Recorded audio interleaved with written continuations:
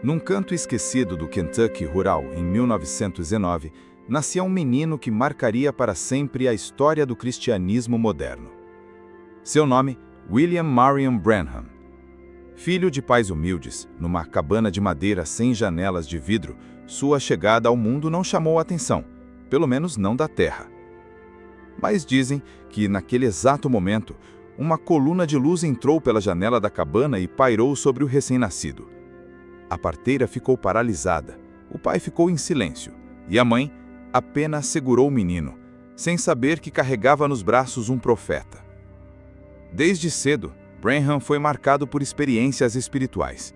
Aos 7 anos, enquanto carregava baldes de água do poço, uma voz do vento sussurrou entre as árvores: "Nunca beba, nem fume. Haverá uma obra para ti quando fores mais velho." Ele correu, com medo. Contou ao pai, mas ninguém acreditou. Ainda jovem, teve uma visão de 7 anjos voando em formação, algo que só entenderia décadas mais tarde. Cresceu pobre, muitas vezes passando fome. Trabalhava duro, vendia carvão, lavava carros, fazia qualquer serviço para ajudar sua família. Mas aquela voz nunca o abandonava. Na adolescência, tentou ignorar o chamado, mas toda vez que entrava em um bar ou tentava se desviar, sentia uma angústia sobrenatural. Chegou a ficar gravemente doente, quase morrer. E foi ali, num leito de hospital, que ele fez sua entrega a Cristo. "Senhor", disse ele, "se tu me deixares viver, eu pregarei o teu evangelho até meu último suspiro." A partir dali, tudo mudou. Começou a pregar nas ruas, com uma Bíblia surrada e lágrimas nos olhos. Não era eloquente, não era estudado, mas falava com fogo, e quando orava, algo acontecia. Pessoas choravam, outros se arrepiavam, e alguns eram curados. Em 1933, algo ainda mais sobrenatural aconteceu. Enquanto batizava novos convertidos no rio Ohio, diante de centenas de testemunhas, uma luz desceu dos céus e pairou sobre ele. Uma voz audível ecoou: "Assim como João Batista foi enviado para preparar a primeira vinda de Cristo, tua mensagem preparará a segunda." Muitos caíram de joelhos naquele momento, outros correram apavorados. A notícia correu os jornais locais. Ele mesmo ficou sem palavras por dias. Como um simples pregador pobre poderia carregar tamanha responsabilidade? Mas o céu já havia decidido. William Branham não era apenas um pregador rural. Ele era um vaso separado para uma obra que romperia os limites da lógica, da religião e do tempo. E assim, começava a jornada de um homem que veria o invisível, que ouviria o inaudível, que seria a voz profética em meio à incredulidade de uma geração fria. O ano era 1946. O mundo ainda chorava as feridas da Segunda Guerra Mundial. Na América, o medo, a incerteza e o desespero pairavam como uma névoa. Mas nos céus, Deus estava movendo algo. Em jejum e oração, no momento de profundo quebrantamento, Branham clamava por respostas. Os dons já se manifestavam, mas ele não compreendia tudo o que acontecia ao seu redor. "Senhor, por que vejo essas visões? Por que ouço coisas que outros não ouvem? Estou ficando louco?" Então veio a noite que mudaria tudo. Branham estava sozinho, em casa, deitado na cama, quando de repente uma luz entrou no quarto. Ele pensou que alguém tivesse acendido o teto, mas não era uma luz comum. Era viva, ardente, e ao lado dela, um ser celestial entrou, um anjo do Senhor. Ele descreve o anjo como tendo aparência de homem, mas com uma presença que quebrava qualquer orgulho. O anjo falou com doçura, mas com autoridade. "Não temas, eu sou o enviado da presença de Deus. Tu foste escolhido para levar uma mensagem de cura ao mundo. Assim como Moisés recebeu 2 sinais, tu também receberás 2 sinais que provarão tua comissão." A primeira parte da comissão era clara. Poderás discernir doenças apenas segurando a mão da pessoa. Elas aparecerão visivelmente em tua própria mão e tu saberás o mal que as aflige. A segunda: te será revelado os segredos dos corações. Tu conhecerás nomes, lugares, pensamentos ocultos, não para a glória tua, mas para que o povo saiba que Deus ainda está entre os homens. Branham, tremendo, caiu em pranto. Por um momento, tudo o que vivera, as vozes, as visões, a luz sobre o rio, fez sentido. A partir daquele dia, algo mudou em sua vida pública. Quando ele orava pelas pessoas, doenças invisíveis se tornavam visíveis em sua mão. Em uma época em que não existia Facebook ou Instagram, ele chamava pessoas da multidão, revelava seus nomes, endereços, traumas de infância, e a multidão se dobrava. Muitos caíam em pranto antes mesmo de serem tocados. Em uma campanha, uma mulher subiu ao púlpito. Branham olhou para ela e disse: "Você veio por sua filha. Ela está em casa com leucemia. O médico lhe deu 3 dias de vida. Mas o Senhor diz: ela viverá e não morrerá. Vá em paz." Dias depois, o milagre foi confirmado. Em outra ocasião, ele parou no meio de uma fila de oração, olhou para um homem e disse: "Você é ateu." Mas ontem à noite ajoelhou-se no quarto de hotel e disse: "Se esse homem for real, deixa ele me revelar quem eu sou. Teu nome é Charles, e tu és de Chicago. Hoje Deus salva a tua alma." O homem caiu de joelhos e gritou: "Eu creio, eu creio." Dizem que em certas noites uma neblina pairava sobre o púlpito e que às vezes era possível ouvir línguas angelicais sendo sussurradas no ar. Ninguém ousava brincar com aquilo. Branham não fazia apelos emotivos, não manipulava, ele apenas esperava, e quando o anjo se movia, ele falava. Sua fama se espalhou, igrejas ficaram pequenas, ginásios lotavam, jornais começaram a publicar manchetes sobre milagres, até cientistas começaram a frequentar seus cultos para tentar entender o que estava acontecendo. Mas para Branham, nada disso importava. Ele dizia: "Eu não sou nada. Eu sou apenas uma voz. A luz é dele, a unção é dele. Eu apenas obedeço." Era o início de um ministério que quebraria as barreiras do natural e apontaria para o sobrenatural. William Branham não buscava multidões. Ele buscava obedecer àquela voz, a mesma que o visitou em 1946 e mudou tudo. A notícia se espalhava como fogo em campo seco. Um homem está orando e os doentes estão sendo curados. Não era mais um pregador carismático, não era apenas emoção coletiva. Era algo que rompia o natural e tocava o invisível. William Branham começava a percorrer os Estados Unidos, depois o mundo, em cruzadas onde milhares se reuniam não para ver um show, mas para encontrar o Deus que cura. Suas reuniões lotavam auditórios, ginásios, barracões de lona improvisados. Filas se formavam ainda de madrugada. Carros vinham de outros estados, enfermos em cadeiras de rodas, cegos sendo guiados, mães com filhos em fase terminal. O povo vinha, com fé e esperança nos olhos. Quando Branham subia ao púlpito, não havia música elaborada, nem palcos elaborados, apenas um homem simples, com a Bíblia aberta e os olhos fixos no céu. Ele começava a pregar, e aos poucos o ambiente mudava. Uma unção palpável enchia o lugar. E então ele dizia: "O anjo do Senhor está aqui." E começava a chamar pessoas da multidão. "A senhora, de vestido azul, na 4ª fileira, você não está aqui por você. Seu marido está com câncer nos ossos. Deus vai tocá-lo agora. Você, jovem, tentaste suicídio há 3 dias, mas Deus tem um plano contigo. Ele muda teu destino hoje." E acontecia. Num desses cultos, uma mulher com câncer terminal foi trazida numa maca. Branham orou por ela e, minutos depois, ela levantou sozinha, andou até o púlpito e começou a louvar a Deus.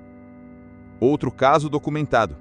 Um menino cego de nascença, com os olhos sem córneas, foi levado pelos pais. Branham orou e, diante de todos, os olhos da criança brilharam e ele começou a enxergar. Médicos estavam presentes, jornais registraram, pessoas diziam: "Nunca vimos algo assim desde os dias de Jesus." Esses relatos não vinham só de igrejas, até repórteres céticos confessavam que não conseguiam explicar o que viam. Em uma das cruzadas, o famoso fotógrafo James Ayers capturou a já lendária foto com a luz sobre a cabeça de Branham, validada depois por técnicos. Não havia explicação. Dizem que em algumas reuniões, quando ele entrava no local, crianças começavam a chorar sem entender porquê, e adultos caíam de joelhos apenas pela presença manifesta de Deus que o acompanhava. Branham não aceitava ofertas exorbitantes, não exigia hotéis luxuosos e, frequentemente, era visto orando nos bastidores até tarde da noite, chorando pelas multidões. Enquanto muitos se alegravam, outros se incomodavam. Alguns líderes religiosos começaram a desconfiar. Acusavam-no de fanatismo, de manipulação emocional. Teólogos tentavam descredenciar os milagres com explicações técnicas. Mas as pessoas simples, os quebrados, os doentes, eles sabiam. Sabiam que aquilo não vinha da terra. Milhares se convertiam. Igrejas locais se enchiam. O fogo se espalhava. E por onde Branham passava, a fé no sobrenatural era reacendida. Ele não era apenas um homem em campanha. Era uma tocha carregando o mesmo fogo que queimava nos profetas antigos. Mas Branham sempre lembrava: não olhem para mim. Eu sou apenas o microfone. A voz é dele. E mesmo diante de fama crescente, ele se mantinha humilde, reservado, escondido em Deus. Porque no fim das contas, Branham não pregava a cura. Ele pregava Cristo. E Cristo curava. Os Estados Unidos já estavam em chamas, mas o fogo não podia ser contido. A notícia dos milagres atravessou oceanos, montanhas, barreiras religiosas e culturais. O mundo estava ouvindo falar de um homem que orava e o impossível acontecia. Em 1950, William Branham começou a cruzar continentes. Canadá, México, África do Sul, Índia, Finlândia, Suécia, Alemanha. Por onde ele passava, as multidões se formavam, e os céus desciam. Na África do Sul, mais de 50.000 pessoas se reuniram ao ar livre. Era gente vinda das tribos, dos campos, das favelas e das cidades. Muitos nunca tinham visto um americano, mas vinham pela fama dos milagres. Um homem, surdo e mudo desde o nascimento, foi trazido por missionários. Branham apenas tocou sua orelha e sussurrou: no nome de Jesus. E diante de todos, o homem repetiu a frase com lágrimas nos olhos. Gritos tomaram a multidão. Líderes tribais se ajoelharam no chão. Na Finlândia, ele orou por um menino atropelado, declarado morto por médicos. Horas depois, o garoto ressuscitou, respirando novamente. Branham revelou que havia tido uma visão daquele acidente 2 semanas antes nos Estados Unidos e que Deus já havia mostrado que o menino viveria. Os jornais finlandeses chamaram aquilo de um milagre bíblico nos tempos modernos. Na Índia, ele enfrentou um desafio ainda maior. Um sacerdote hindu trouxe um homem cego diante da multidão e disse: se seu Deus é real, faça esse homem ver. Branham orou com autoridade: Senhor, para que saibam que Tu és o mesmo ontem, hoje e eternamente, abra os olhos deste homem. O homem gritou, abriu os olhos, viu. Milhares de hindus se converteram naquele dia. O sacerdote caiu com o rosto em terra. Mas William Branham nunca buscava glória. Ele dizia: é o anjo do Senhor, eu apenas obedeço. Eu não sei o que vai acontecer, mas quando ele vem, eu apenas falo. Seus cultos inspiraram uma geração de evangelistas. T.L. Osborne, Oral Roberts, Tommy Hicks, A.A. Allen, Morris Cerullo, todos, direta ou indiretamente, foram influenciados por Branham. O que antes era raro, curas, palavras de conhecimento, sinais visíveis, agora se espalhava por toda uma geração que cria que o Deus dos atos ainda agia. Branham não fundou uma denominação, não construiu impérios, não vendia promessas. Ele apenas ia onde Deus mandava, e o céu o seguia. Dizem que em alguns aeroportos, quando ele desembarcava, as pessoas se prostravam sem saber por quê, sentindo um peso invisível de glória no ar. Dizem que em certos cultos, quando ele erguia a voz, era como se a atmosfera ficasse densa e o temor do Senhor enchia o ambiente. Branham dizia: o Evangelho é poder, e se não há poder, não é o Evangelho completo. Ele não fazia teologia complicada, mas quando orava, o espírito de enfermidade saía. Quando apontava, o pecado era exposto. Ele tinha apenas o ensino da vida, mas o céu confirmava cada passo. E assim, um homem sem diplomas, sem fama política, sem estrutura, estava abalando nações inteiras, apenas com oração, fé e obediência. O tempo passou. As multidões aumentaram. Os testemunhos se multiplicaram. A fama de William Branham já havia ultrapassado os círculos evangélicos. E mesmo assim, ele continuava o mesmo homem simples, quebrantado e escondido em Deus. Não era raro vê-lo ajoelhado por horas antes de uma campanha. Ele não confiava em carisma. Não confiava em métodos. Se o anjo não estiver lá, eu não prego, porque sem ele, sou apenas um homem.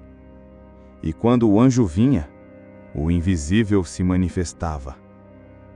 Em alguns encontros, a atmosfera se tornava tão carregada da presença de Deus que as pessoas começavam a chorar antes da pregação.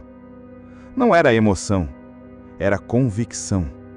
Pecados escondidos eram revelados.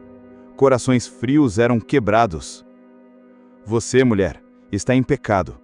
Deus te chama ao arrependimento. Tua filha está doente aqui, mas o Senhor só a curará se teu coração for restaurado primeiro. E ela caía em prantos, confessava. A filha era curada. Branham não ministrava para entreter. Ministrava como quem via, como quem ouvia, como quem sabia. Diziam que às vezes ele parava no meio da pregação e ficava em silêncio por minutos, porque estava ouvindo algo no céu. Em uma cruzada, uma jovem foi trazida com uma doença de pele degenerativa, que deixava seu rosto coberto de crostas abertas. Branham orou uma única frase. Na frente de todos, a pele da moça começou a se renovar. Ali, no púlpito, ao vivo, diante de médicos. Gente desmaiou, outros caíram de joelhos. Foi impossível negar. Deus estava ali. Outro relato. Um homem carregado por amigos, completamente paralisado. Branham olhou e disse: Senhor, se eu sou o teu servo, que este homem caminhe agora. E o homem pulou da maca, começou a correr ao redor do altar. A multidão gritou como no dia do Pentecostes. Apesar de tudo, Branham nunca se considerava especial. Ele se recusava a ser chamado de profeta em público. Nunca usava títulos pomposos. Nunca se colocava no centro. Eu sou apenas um eco. O som vem do céu. Eu só repito. Recusava dinheiro em excesso. Preferia dormir em casas simples a hotéis de luxo. E sempre dizia: não olhem para mim. Eu sou nada. É Cristo. Sempre foi Ele. Ele não era apenas um homem de dons. Era um homem de temor. Temor de dizer algo fora do tempo. Temor de tocar a glória que era só de Deus. Temor de que o povo o colocasse onde só Cristo deveria estar. Em seus últimos anos de ministério, a unção era tão evidente que às vezes as pessoas caíam ao passar perto dele. Dizem que em um culto no sul dos Estados Unidos, uma senhora incrédula zombava dele sentada na última fileira. Quando ele começou a orar, ela ficou paralisada na cadeira por horas. Saiu do culto convertida. Dizem que ele tinha visões tão vívidas que às vezes entrava em transe durante a pregação. Vozes celestiais, línguas angelicais, anjos visíveis a crianças, atmosferas onde até o som parecia silenciar. Mas mesmo em meio a tudo isso, Branham mantinha os pés no chão, o coração quebrado e o olhar no céu. William Branham estava vivendo dias onde o céu e a terra se tocavam na sua caminhada. Mas ele sabia. Algo se aproximava. O peso da glória estava aumentando. A responsabilidade era maior. E em seu espírito, ele já sentia. A jornada estava entrando em sua fase final. O Senhor não me chamou para ser famoso. Me chamou para ser fiel. Com o passar dos anos, o nome William Branham já era conhecido no mundo inteiro. Curas, sinais, palavras de conhecimento, uma multidão de seguidores. Mas o homem por trás do ministério, já não caminhava como antes. O peso da glória se tornou um fardo. Ele começou a pregar menos sobre milagres e mais sobre santidade, idolatria e a volta de Jesus. Em seus sermões, o tom mudou. Havia urgência, havia lamento, havia um clamor escondido entre as linhas. A igreja está se distraindo com os dons e esquecendo o doador. Branham começou a denunciar a carnalidade do púlpito, a vaidade dos ministros e a busca por fama no meio pentecostal. Estamos tentando fazer o Espírito Santo se encaixar em nossos programas, mas ele não será manipulado. Ou nos rendemos, ou ele se retira. Alguns se ofenderam, outros se afastaram. Muitos líderes passaram a criticá-lo duramente, mas ele não recuava. Começou a pregar mensagens duras como a Era de Laodiceia, denunciando a mornidão da igreja moderna. Os